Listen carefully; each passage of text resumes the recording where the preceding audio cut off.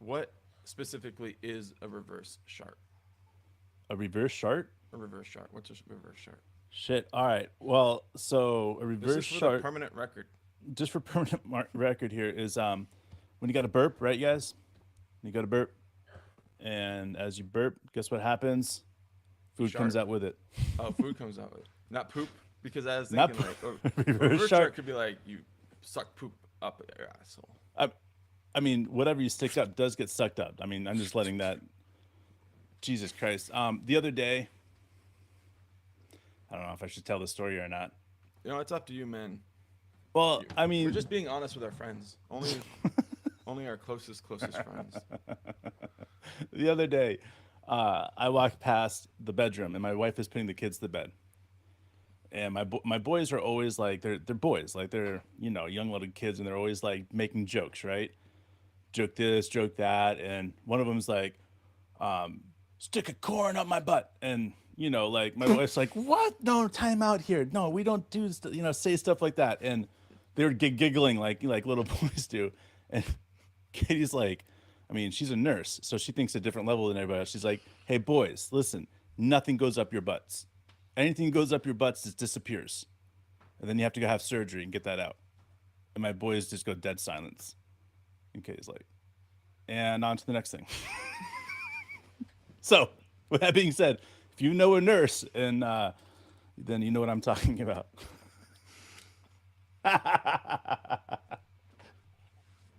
Okay, okay. So the problem is corn would not be comfortable. But we'll move on. We'll just move on because it's not Can really we push the interesting. restart button? We're live, motherfuckers. We can't start over. Um. All right. So we got to decide which way we want to go right now. We want to go. We can go anyway, just out of this way.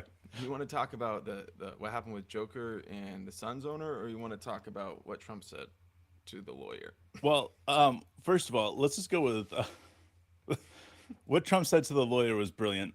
Okay. First of all, unless you want to win, it was funny, but okay. Let's be honest. It's not going to help him in his case. He said to the lawyer, Well, "You're not my type." back up.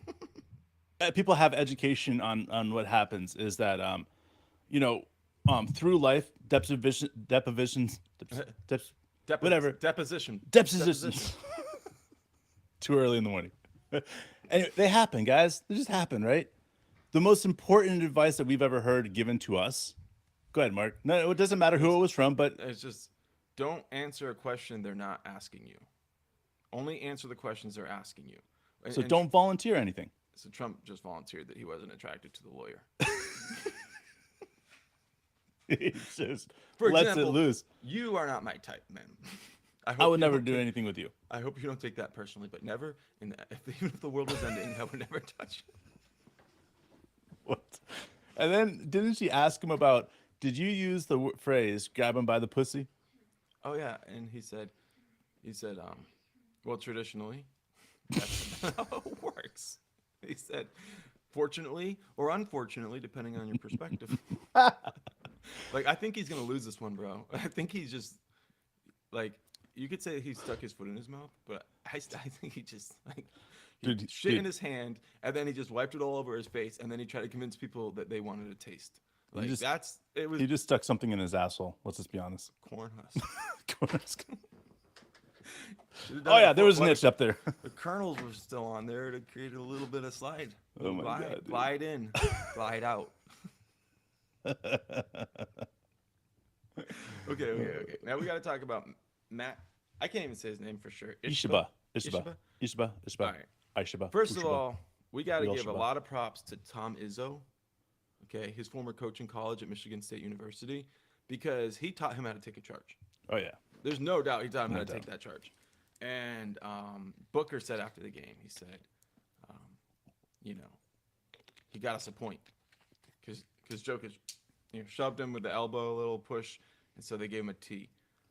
And Booker's like, hey, he gave us a point. Now the Nuggets are pissed. Like they're like, how can a fan? He's just a fan, even though he's the owner. How can he influence the game? Like, how can he try to stop the ball? Like yada yada yada. Okay, whatever, bro. Did It was you one of the best moments I've seen in the playoffs in a long time. and did you hear them ever like the Denver players ever acknowledge that he was the owner? I did hear Jokic at the end of the press conference say he knew, but he was a fan in that moment. He's at the courtside. He's a fan. He knew who he was. And then Now, did you see Mike the Malone said, incident? "I do not give a shit." Whenever they Yeah. asked him, did you know? He's like, Okay, so he doesn't like they're not acknowledging he's the owner then. well, they know it. They I know. realize it, but they're just treating him as if he is a fan in that moment. But let's just think about this though for 20 seconds. All right. Ishiba, right, leans over to help the person. Yes, he held the ball, right? But the thing is, he's not looking at Joker, right? He's not looking at him saying, hey, hey, hey, he's coming towards me. He's helping the person that got knocked out, his player, right? Holding the ball, doing what he's supposed to do, which is what? Nothing. Because if he throws the ball, if he does anything else with the ball, then it looks bad on him. He's holding the ball, helping his player up, or just a basketball player up, I like right? your Like interpretation. everybody in their dreams want to. And here comes Joker trying to steal the ball. He doesn't see who it is, so he holds the ball. You know what I'm saying? You're not And- supposed to, but he's not the first fan to do it. Yeah, and you hold the, and he held the ball, and then when that moment, it was this intense reaction by Joker who just yanked the ball out of his hands and then repeated to push him, and that was the key. Is if he had just taken the ball and done that thing and then flared out and walked away, right? Then it would be a different situation. But when he pushed him, that to me, and yes, he's an owner, but if this was a regular fan and he did that, this would be a different situation. We would be talking about maybe the 2-game, maybe 3-game suspension by a Joker. Really? Dude, you cannot go into the stands and do something like that. He went Initiate into contact. the space of the fans. And what his argument was, right? What was his argument? I just went into the fans and he held the ball holding up play. But he went into the area, into the space of the fans. And once you do that, you get in trouble. And the league might be okay with it right now because it was the owner, or it could have been a GM and be okay with it because part of the team. But if he wasn't part of the team, he would be looking at multiple game suspensions because, again, this is not Malice in the Palace situation, but they have tried so hard to make sure that players and fans stay separate. And if Joker wants to say he's just a fan, then he needs to be held accountable in that way. Yeah, Johnny Bravo's hit it on the head here. He said there was an actress where Josh Giddey tried to get the ball from her hands and she didn't give it up. Like a lot of times these things happen. I think Jokic felt like because he was the owner, I assume he knew that, even though he's only been the owner for a very short time.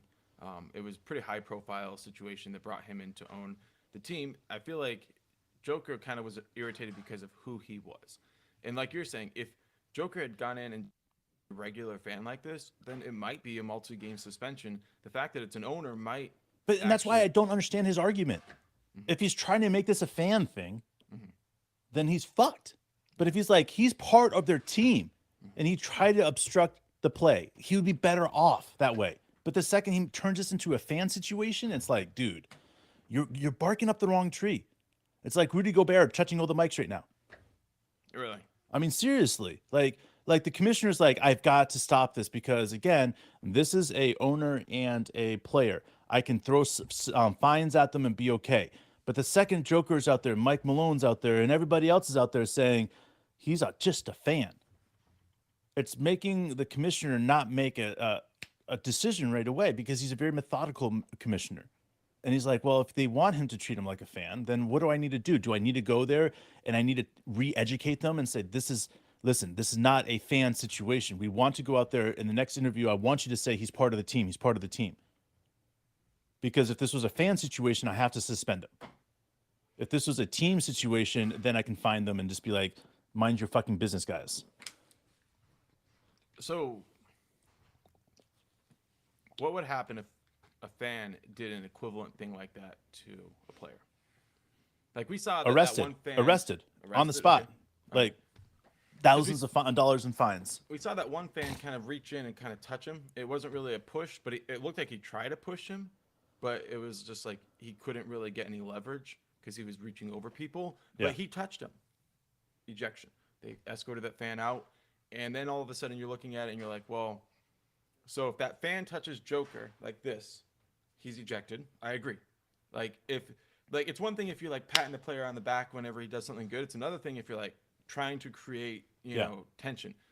But so if a fan touches Joker, ejection. But if Joker touches a fan or throws an elbow, pushes a fan, he doesn't get an equivalent thing. And so I feel like there's a lot of But players. again, this goes back to if this was Dennis Rodman diving into the fans, right? Mhm. And literally knocking somebody out, and they're having to bring him out on a stretcher, which happened, right?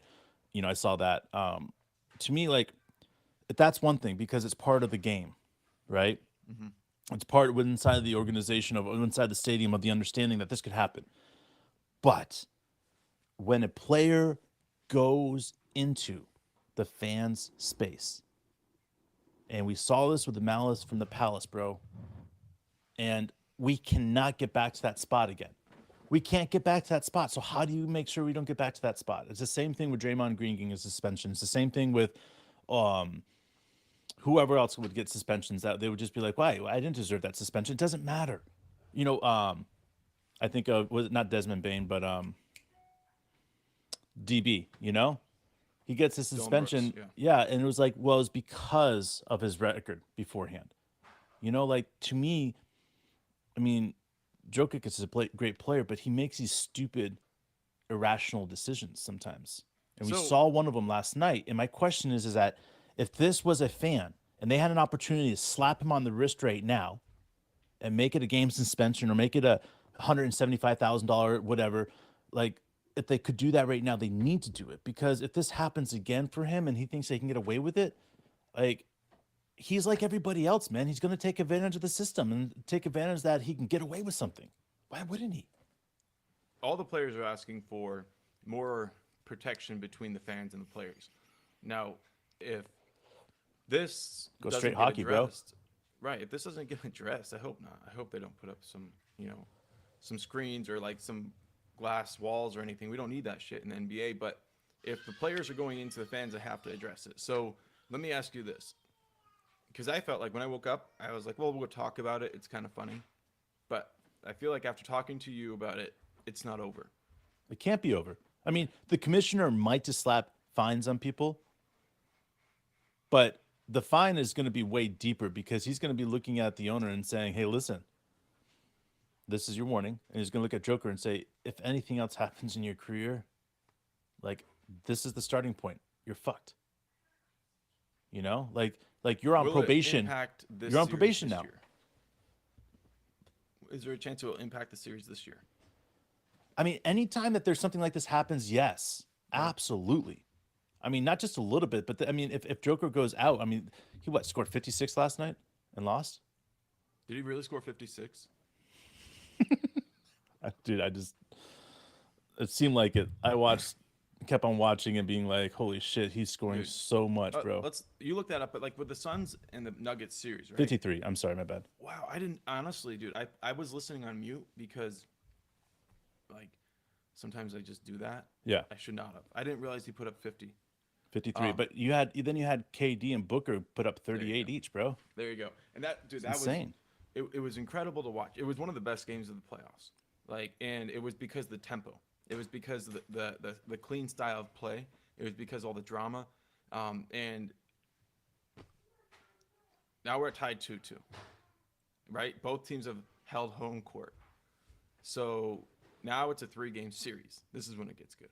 So the team that wins the next game is probably going to go on to win the series. But we don't know. We don't know anything because we saw how the Suns bounced back and won 2 in a row. But for the listen, Suns to win, the Suns are primed. If you think about it, right? Mm-hmm. They have KD, a couple championships. Booker went there last year. DeAndre Ayton went there last year.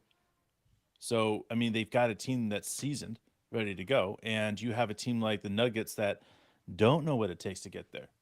They just don't. They'd have, one player maybe that's been a bench player on a team and that playing for a championship, the championship. So, fuck that, dude. Like, the Suns are ready. And I understand that they're not necessarily a deeper team, but you're going to have to beat the Suns twice, guys. Twice. And I don't know that that's possible right now. The Suns look really fucking good. We saw Landry Shamet playing pretty good after getting trashed quite a bit. So I'm happy to see that. I've been a fan of his for a little while. I felt like I really wish we got him in the Shea deal also. He was with the Clippers, but it turned out we didn't. It didn't need to happen. But when that happened, I was like, ooh, I wish we got Shamet. So I thought that they were actually pretty close to each other in players. Yeah. What's up, Josh?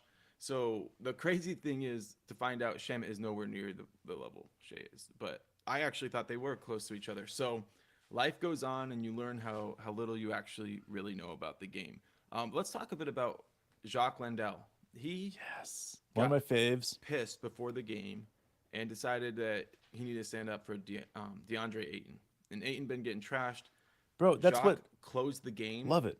Ayton was on the bench, and Jacques was like, "Man, that's bullshit." Like he went after the media, and it made us really proud because we hate seeing players like get labels in the media, and then narratives develop, and then all of a sudden, even if it has no basis in reality, people keep repeating it.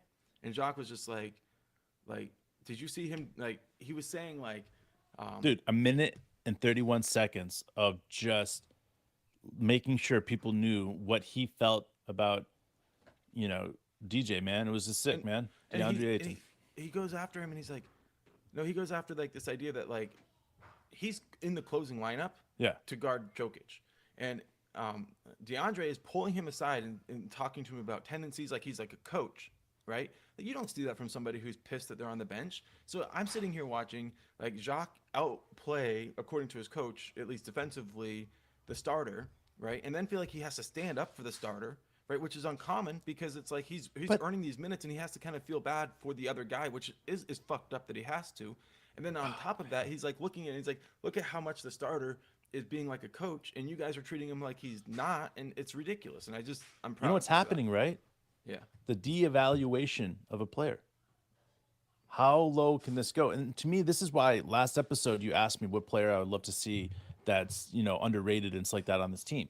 And to me, it's a big body. I always like to see big bodies, and there's very few guys that I would consider as a big body to come on this team that would fit within reason to what we're trying to do here. Within reason. I always felt like DeAndre is that player that we could teach to be that player. Like he would have to develop, but he's still young enough he can do that. You know? So when I thought in my mind, I'm like, man, I would love for us to go get him and bring him to this team because this next year his value is gonna be so low. And a lot of that's due to what Jock's doing right now. Jock is just playing amazing. And let's give him credit because he is. And because of that, they're gonna be looking at this and saying, we can keep 3 of the 4 highest paid players that we have. We've got to get rid of one of them so we can actually be a player in free agency and drafting and moving up or moving down or moving out, like whatever it is, right? They need to be on top of that. So for me, I'm looking at that and saying, if it's DeAndre's value is so low, we could pick him up for pennies, right? We bring him into Oklahoma City, allow him to play, and then when it's re-signing time for these guys, his value is so high. Chet's body's ready, J. Will, J.R. Reed. Now all these guys have another year to develop their bodies. They're ready for big minutes now. And that's why it's important when we're looking at, it's not about addressing a big man in the draft. It's about addressing a big man with somebody else in the league that can handle the workload that we're going to throw at them. And there's very few guys in this league that are available and that are good enough that I would consider yes. And I think that's the thing about it is that it's not necessarily, and we got to say this over and over again, it's not necessarily something that I would always consider. But what Sam Presti has shown that he can pick in the draft, guys, in that guard, point guard, shooting guard hybrid role, you got to let him keep going with that. Don't stop. Like, keep on picking those guys up all you want. Address the big guys and what we need to help Chet and what we need to help J. Will. And we'll know what that is more through the season. But you can't deny that having a player of what I would consider a top 10 big man in the league wouldn't help you. So let's talk, man. Let's talk about another series that is all tied up at 2. We saw Philly pull out an OT win. James Harden, another really, really good former Thunder player who's playing great in this playoffs. I mean, every single team you watch, you're like, former Thunder player, former Thunder player. So it's fun. It's like So I got a question though, quickly though. Kobe Bryant came out and said, well, came out before he died, obviously, that James Harden, the style of play, he'll never be able to win a championship. Now, with everything the way it's changing, is that the old school mind of thought that's going on, or do you actually think that Harden will still never be able to win a championship? well, I mean, look, I think that if you're gonna take what, and I don't remember Kobe saying it, but take your word for it for like what he said. I would assume that it was basically with this assumption that with Harden being the number one option and best player on the team. Like, Okay. I don't think that he would necessarily have been like the future if he gets onto an MVP. In that he's the best. The other guy's the MVP, and then Harden's the second best player. Like there are ways to work around an absolute like that. So I mean I kind of doubt that he was anticipating this Philly time for Harden. Okay. But I mean, how about Boston? Joe Mazzulla with 2 timeouts left, didn't call timeout and set up a play, and they weren't actually able to get a shot off. I mean, Smart's shot was he got it up, but it was in his hands when the ball released. So Yeah. a lot of people have been putting Joe in the doghouse, saying he's not very good at end of game situations. I don't watch enough Boston Celtics to have an opinion on that. Yeah. So this is like the first time I'm noticing it, and I'm like, yeah, that was probably not the best situation. What do you think? Would Man, you have called timeout? what? Would you have called timeout if you had 2 timeouts and the ball with you could get the final shot, or would you just run it and? I mean, Dude, here's the thing about it is that I want to say that I would use a timeout, but here's the reality, and you and I both know this, is that every game is different. You've got to feel the game. As a coach, if you recognize that your players aren't responding well to timeouts, or players are responding well to timeouts, you've got to do what's right at that moment. right? And like the thing is that everybody knows that players and coaches, and they're all moody. They all have different moods. So recognizing what mood your coach is in and your players are in is the key. All right, very good. So I think that is a very good question for like individual at the moment. Coach, why did you call timeout, or why didn't you call timeout in this situation? Because then I would have liked to know what his mindset is, because again, in that moment, he already is thought of the reason, and 3 reasons. Like these guys are professionals. It's what they do. They read their players. Right, right. Um, so I don't know, man. Like, if you're in that spot though, right? I guess you don't want to be thinking about the narratives as a coach, like, oh, people are saying, so I better call timeout. I better do this because people are gonna say. And you got Tatum, end of game situation, but the shot ended up finding Smart. So, of course, that's gonna be questioned. He could be in Boston if you lose the series to Philly. Like, people are going to be hyper focused on that one thing, end of game situations from your coach, and that's a big deal. So, Well, and you you got to hate look seeing the narrative get out of control, but I'd rather get out of control on a coach and a player. yeah, but you look at what Philly is, and they're a very veteran team with a very veteran coach. What else? Like, this is bound to happen to these teams like this, and yes, Yeah, but the you're Boston. You Celtics went are to going the to be finals upset last about it. year. You But can't. yes, and I hear you. But with a young team, and this happened with the Oklahoma City How Thunder. young are they though? They're not as young as they're- it feels. But you're right, because they have a couple older guys that are running And off the they're team. young But their guys. main players are under 24 years old, 25. But they're also being paid like they're not young. So that's one of the things that like really puts the pressure on is like how long can you pay super premium contracts for players that aren't going to the finals or at least the conference finals. But this is a hypothetical. We don't know what this is going to go like. I honestly don't feel like Philly is going to win the series, but all of a sudden nothing looks like it's sure. If Philly goes in and wins in Boston and all they have to do is win at home to seal the series, you Yeah. gotta like their chances there. That's Doc Rivers gonna go in and try to get this win. I think it's pretty special. And then tonight, bro, we got 2 games that are 2-1. We got Lakers up 2-1 on the Warriors and Miami up 2-1 on the Knicks. I'm hoping for all 4 series to be tied at 2, because honestly, this has a chance to 7 be one of games, the baby. best playoff series, like playoff second rounds we've ever seen, Yep. because all these playoff series are good. Yeah, man. First of all, good luck, El Sombro. I hope you have a great interview. Keep peace of mind, man. You're gonna do amazing, and keep it up, dude. Because you're a good dude, and all you got to do is be yourself, and people like it. So, and Shout I out agree, to Josh. St. Louis. Yeah, St. Louis. We have family in St. Louis too. Yeah. It's great. Josh, I agree, man. Mike Muscala would definitely be helping the situation, but the problem is that sometimes when you have a young coach like this, substitutions aren't as easy as recognized, and it's just hard, man. Like I feel for Mike, but What's on the up, same George sense, in Germany? yeah, it's crazy. What's up, dude? Sorry to cut you What's off. up, George? Hanging out. What part of Germany, bro? Blake, what's going on, man? Blake. So, all right, let's talk about the Knicks in Miami, bro. Or do you want to talk about the Lakers and Warriors? You Oh, pick. dude. I like Lakers and Warriors, but let's go to Knicks because let's get this out of the You way. think it's gonna get tied up at 2 tonight, or you think Dude, that I believe in Miami's the gonna- Knicks, man, and not that I He don't believe in believes. Miami, but Miami looks to me like they're on a mission. And listen, if Miami wins, I think there's a chance that they could be good enough to go on after that. And that's scary because this goes right back to what we were saying to everybody before the playoffs started. Is the playing game is now becoming more important than anything else, and we're starting to see firsthand how important that play-in game is. And yes, sometimes the rest is better for a team, but we also see what happens when you rest, and it's scary because if you rest and you lose two games that you shouldn't lose because you're just not in sync, right?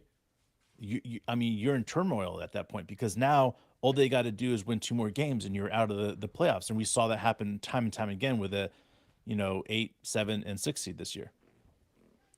Man, and dude, I'm pumped up about, yeah, like, dude, the Suns, the energy that was in the arena, Yeah. after they tied it up, like, it just made me. I was glad I stayed up for the game, and I'm gonna keep doing this because these playoffs are getting spicy. Conference finals should be another level, but right now we've got something special. The NBA should be pumped. I mean, this is good for them. They got a little turmoil. They got a little controversy. That's good too. We got Knicks and Heat. That's great. That's unbelievable for the NBA. But let's talk Warriors and Lakers. Who you Dude, got tonight? What do you I think? hate both teams with a passion, but I want to say this. I hate Golden State Warriors so much more than the Lakers at this point in my life. So I am hoping for the slight upset the Lakers win here. And the reason is because call me a fantasy person, whatever you want to say, but I'm really, really hoping for a 7 and 8 seed for the finals. I think that would be unbelievable for the NBA because the 7 and 8 would be Heat versus Lakers, right, man? That would be amazing. The series real quick. We got 4 series, all right? Philly, Boston, Suns, Nuggets, Knicks, Miami, and Lakers, Warriors. Which one do you think is the best series going right now? Lakers Warriors, man. Okay, that's You got one. you got two veteran teams that know what it take, have multiple championship caliber players, MVPs, whatever you want to say. It's insane. All right, so Fun. then the second best series. Well, up until last night, I was gonna say Knicks versus Heat, but now I'm starting to get that love for Denver Suns, man. I get excited about that now. We get a little bit of hate from the fans now. You can get some screaming, yelling, people cheering, throwing stuff. It's gonna be fun. It's gonna be an intense environment. All right, so we got Philly and Boston and New York and Miami. Which one do you think ranks third? And this is what New York, Miami. I mean, in Philly and Boston it tied at 2-2. It I was know, and that's what's so crazy to me. historically tight- Boston and Philly, it's crazy. Overtime games, like this is what's like. Call me whatever you want, but I love underdog teams. I love underdog teams, and this year more than ever before, we have a choice of tons of underdog teams. I mean, think about it. It's great. No one would have ever thought the Knicks could have made it to the conference finals. No one ever thought the Heat could have made it to the conference finals. One of those teams are going to make it. I mean, you go on the other Lakers came side. from the play-in. Yeah. You go on the other Warriors side. barely The made two it out of best the- teams in the East are playing against each other right now, right? or I would even say the 3 best teams in the East. What 2 of them are going to get kicked out before the Western Conference Finals? You know, like it's insane to me, man. I keep going back to it and over and over and over again that when you're looking at this year more than any other year, the excitement that something's happening and everybody's getting on it, it's crazy, man. Like I can't even describe it. I'm glad you're back, but man, I can't describe it, man. Like I wish we were in the playoffs this year so badly.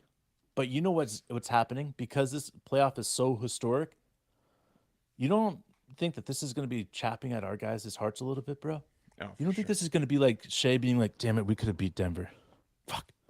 You know, J-Dub getting in the gym. Have you guys been seeing the dunks that he's been throwing up on Instagram and shit? Between the legs, 3-6. I mean, dude, his ups have already gotten better. It's insane. What are we talking about? Like that's when I said last episode. Elite I said athletes I with broke it elite down. Training programs. Yeah, and I broke it down to 51 games that I thought this team could win, but it could be up to 55. And some guy thought I was crazy on crack. Oh yeah, Listen, I loved it, dude. by all respect, I could be on crack when I talk about this Thunder team, and I'm okay with that because what I see with this team is J-Dub's better, so much better already. Shea's going to get better. Dort, Josh, all of our starters are going to get better. Then we're going to insert somebody that's going to get us 5 to 7 more wins automatically. Automatically, guys. And then we're sitting there saying, so you think that 11 or 12 more wins is out of character for this team? No, it's not, because we're going to be so much better from everybody working hard. And then on top of that, you keep adding, right, guys? Our bench is better. Kenny Hustle's out there. We could have gotten, 2 more wins with Kenny Hustle, maybe 3 out there. And then all of a sudden we're sitting here saying, okay, you know what? 55 could happen. You know, it could happen. Put the crack pipe down, bro. That's what we But said. That's what we the told. baseline for me, right, for this team and understanding, where it's going to be is, I bet you money that ESPN is going to be at 48 to 51 for this team. I'm guessing what their wins are going to be this I next bet year. they go 45, but you might be right. Because the reality is they bet too low this last year, and they're going to cover up this next year. Because this Gotta team cover could your do ass, something man. crazy like that, man. Right, you got to cover your fucking ass, right? And Yeah, like people want to put this Oklahoma City Thunder team in a box, and I just laugh. Like seriously, like how can you put a number on what this team could do? And that's when I say 51 to 55, and people are like, "You're crazy, Dave." Well, that's because there's no ceiling for this I team. mean, these are the same people who probably thought that we couldn't win more than 25 games this year. So we're sitting here, we're like, well, we projected 35 plus. So now we're like, well, let's extrapolate and take it forward. And they're like, oh, you guys are getting carried away. I mean, look, there could be regression. Like, absolutely. We see that all the time. But I don't think anybody here thinks that there's going to be regression. I don't think. Dude, even if we get progression, even if we get to 50 wins next year, it could be just enough to get the 8th seed or 7th seed, or you know what I'm saying? Yeah. Like we're still going to probably have to play in. Right. And that's because the NBA in the West has gotten better. And to me, like this is what it's going to be like for a couple years before everybody starts getting hurt and retiring, and that's it. All we got to do is go out there. We'll surprise a veteran team in the playoffs. And when we surprise a team in the playoffs that's a veteran team, everybody's going to be like, holy shit, this Oklahoma City team has arrived. But until then, we're not going to get any goddamn respect. And that's fine. Because you know what?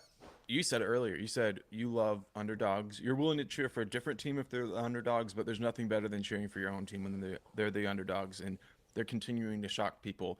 The thing is, the Thunder have made a statement about how good they are with 40 wins. The question is anybody paying attention enough to actually hear them? Like, you can make a statement, but people aren't going to pay attention until you make it to the playoffs, and that's fine. Like, some of these people, I don't blame them for not watching all 30 teams and being like, who's really good? You got to wait till, the playoffs kind of thin things out a little bit, and then you can be like, who's actually a contender if you're one of, if just an average fan. So I get that. But, like, if they come out and they put up a 55-win year, look, some years there's a lot, teams with a lot more wins, but that would have been top 3 or 4 this year, I think. It might have even been higher than that, because I think the team with the most wins had under 60, right? That was so. it could be completely wild, but it also, we could be sitting here 45, and that's fine too. Like, we don't want to get carried away and skip steps, but we also don't want to like ignore the fact that we're adding the number 2 pick, who's going to be better for having taken a year to understand the league. J Dub's getting better. I think you take those 2 players and then whoever we draft. So 3 guys, and you say like that, just getting a little bit better could add 3 to 4 games, right? Sure. And then you say Shea gets better, Giddy gets better, and you bring Kenny Our back. defense and offense is more efficient. Is in the top 5 each. Maybe 3 or 4 more games. Maybe Coach D comes back a little bit better, and he helps win us 1 or 2 more games. Like, you could see it getting there with just incremental improvements, and that's, even though a lot of people don't see that, that's really the key. We're not talking about a complete overhaul or transformation. Like, the groundwork has been laid. They just need to take the next step. Absolutely. You're absolutely right, man. Phantom, you had me at the first 2 guys I'm cool with, Grady Dick and Dylan Brooks, but the second you said Victor is, I was like, man, I want 3 testicles in my life, Like, I feel like having 3 testicles would make me so much better of a dude than only having 2. But that's not going to happen. So instead of me thinking about Victor being on this team, I just want to focus on the other 2, Dylan Brooks and Grady Dick. Always adding players like this in this caliber would be amazing for this team. We talked about it in a bunch of other episodes with Dylan Brooks. We are all about being positive about the players, whether that's DeAndre, whether that's Dylan Brooks, whether that's Dort. It doesn't matter, guys. If people are throwing shit at them, we're going to stand up for them. So we want to see these guys that have an opportunity to rehab their career be feeling like and feel like they can come to Oklahoma, because that's what Oklahoma is about. It's embracing the people that need a second chance in life. And I think that's what's the most important thing as we're looking at this team and the way they develop, is that there's going to be opportunities that we are able to pick up a very great player from the offseason. And the way that we're going to be able to pick them up is because of the way that we accept people in Oklahoma. And I think that's the most beautiful thing about Oklahoma City in general, and how Oklahoma City got to Oklahoma City and became the capital in general. Yeah. Like, everybody knows that lives in Oklahoma that Guthrie used to be the capital of Oklahoma, right? And because of the way that the newspaper was trashing the governor said, I'm going to move if you guys don't stop it. And they didn't, and they moved because he believed in a second chance. So he gave himself one. So he gave himself a second chance. I'm taking this with me, and I'm leaving. Dude. So I appreciate Corey coming to the rescue here and giving us a little context. He said if you do get a 3rd ball, or if you did have 3 balls, then the 3rd one just gets the other ones get lazy. So it actually doesn't give you an advantage. But I would have $75,000 more. There you go. But here's what I would say. Advantage me. Like, Tesla. If you're the ball I call family, that my 3rd right? testicle. You got Lonzo and you got LaMelo. Dude, you really need LiAngelo. That's the lazy. You're right. Yep. There you go. There you go. Don't be LiAngelo. All right, and you mentioned it, Victor Wembanyama. I saw some video, some live stuff on YouTube of Victor balling yesterday. I mean, I understand why everybody gets excited about him, but I'm gonna play a little devil's advocate, because I love it. I've been playing devil's advocate with Victor for a while. You've been saying, like, maybe he's not going to be able to be as effective in the NBA as everybody thinks. And after watching it, I started to see what you were talking about. He plays in his league like you would expect him to play in the NBA. Like, get in the post, ISO, go to work, but he's not playing against elite defenders. And he relies on his handle so much to get to his spots. And if he can't rely on that in the NBA, it's going to be very difficult. It could take 4 or 5 years for him to transition his game. And a lot of people don't think that's going to take the place. So I feel suddenly like maybe, like, even though he has spectacular highlights and they're incredible and it's like 7'4", nobody can put a hand in his face, maybe it won't be as sure of a lock for him to win the Rookie of the Year as everybody thought, which would open the door for potentially Chet getting Rookie of the Year. How do you feel about that? I agree. I think next, when we're talking about it, we're going to be looking at Chet. We're going to look at Scoot Henderson as the top 2 players for Rookie of the Year next year. And that's due to all due respect to Victor, and I'm not. I mean, people think I'm crazy here. I'm not convinced that Victor's number one pick still. I am. And I think there is a couple teams that would rather have Scoot on their team. I just do. And I think that there's other teams that were like, hell no, there's no way in the world we would pass on Victor. Mm-hmm. But I'm still not convinced that he is the for sure number one pick in the draft. And which is crazy about that is because last year at this point, man, we were so certain that Chet was the number one pick of the draft. Like we were certain. We're like, Mm-hmm. Chet's going number one. But I'm watching how Chet got passed up on this last year, and all the same things that people talked about Chet are they going to be talking about Victor, man. And it's going to make it hard for a team to look at the Oklahoma City Thunder and be like, Paulo had a better season than Chet.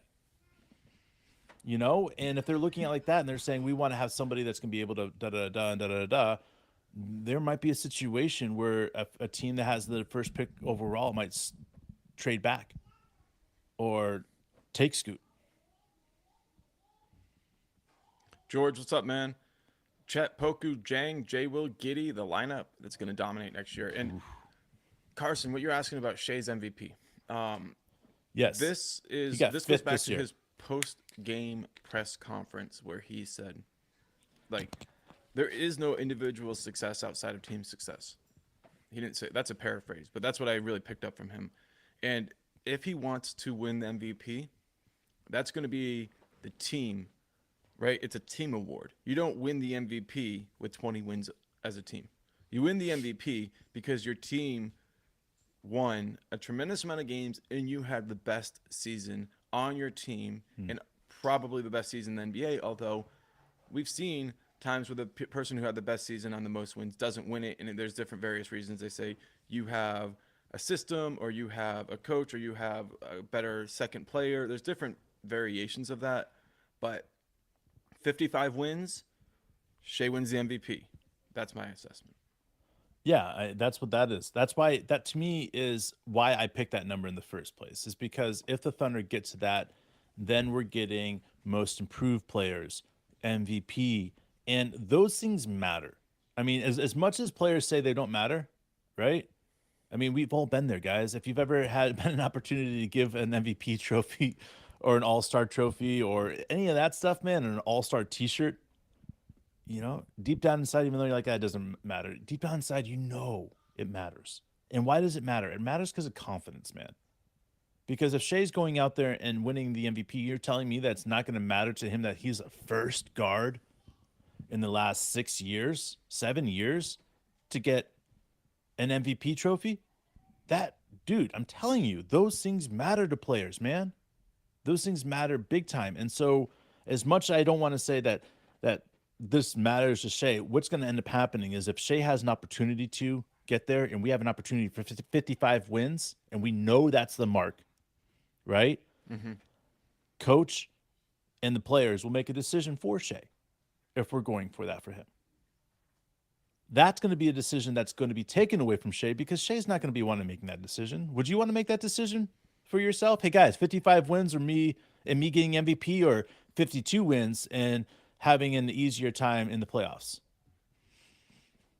You know what I'm saying? Like, go balls to the wall like we've been learning how. Like, when we're down 15 and there's 1 minute left and we go on an 8-0 run, like, that's what this is about.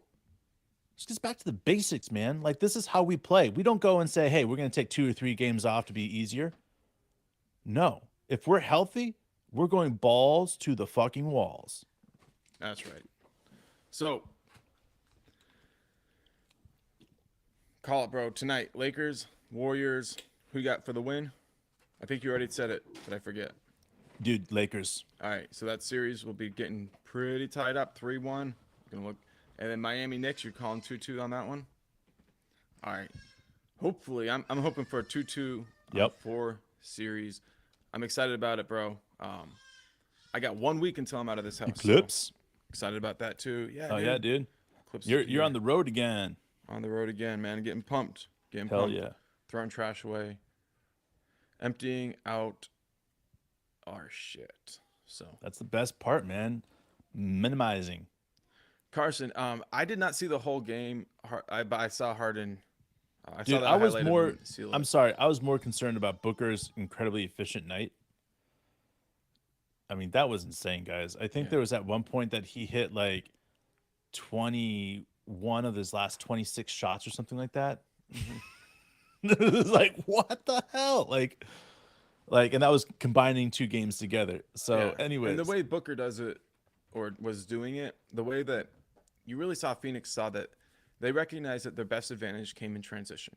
yeah, And Booker was pushing the ball up the court and shooting like within 3 seconds. Like it was incredible how fast he was getting unbelievable. a shot off and how quickly he'd be going, how fast he'd stop, and how much balance he could achieve.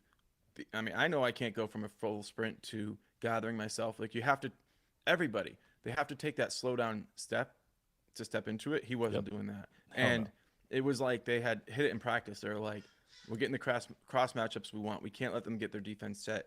KD, Booker, score every time you can in transition. It was just like, oh my god, that team looks good. They look really good. They look like a championship contender. Yeah. I mean, that's, again, And the Nuggets didn't. Nuggets look lost right now. I'm The sorry. Nuggets looked like they had one player who was ready to be I mean, a they did championship great, player. but it just looked like they're playing catch up ball the whole time. And when you're playing catch up ball, you always look like it's the massive lead is never getting shorter. Like how many times have we watched the Thunder play where we're like, man, we scored like 40 points in that quarter, and we look at the score sheet and we're like, yeah, we got beat by like 5 points, but they scored 38 in that quarter. Like it sucks. But when a team's on and you're on, sometimes this is beautiful basketball. And that's why it's kind of fun to be able to sit back and just observe because the other night with you know Joker going for 53 and you're watching, what 80 something points or 76 points, whatever it was from the other two guys. It was just beautiful, man. Like it was just fun basketball. And I think to me, like that's what I'm going to miss, I guess, when the playoffs start, as much as I'm going to hate, because like right now it's just observing. But next year, man, I have no doubt that this team has a legit chance to get to the second round. And to me, like I'm going to be so intense in every single game. It's there's no going to be like fun basketball again, because you know Yeah, it's four hard. games lost, we're out for the season. Yeah, it's hard because we are a little too passionate. So it does help a little bit when we can step back and not have our team in it and we can just kind of observe. Makes it a little easier, but we're going to be turning it up as this team gets crazy. I miss those live in game Hangouts. streams, those hangouts. Yeah, those were a blast. So, we'll get back to those. Dude, we've got coming up here really fucking quick, dude. Oh yeah, the lottery, bro. We're going to go Yes. live for the lotto. We're definitely going live for the lotto. We'll probably jump on a few minutes before the lotto happens. I think it happens Wednesday, doesn't it? I think so. No, I We'll think throw it's it the up when you 15th figure it out. today. I think. A week from today. I think it's the Tuesday. It might be the 16th, but Yeah. Either way, we're good. We'll make sure we go live on that, you guys. we'll see you then. All right, Hey, we guys. appreciate everybody. Love you.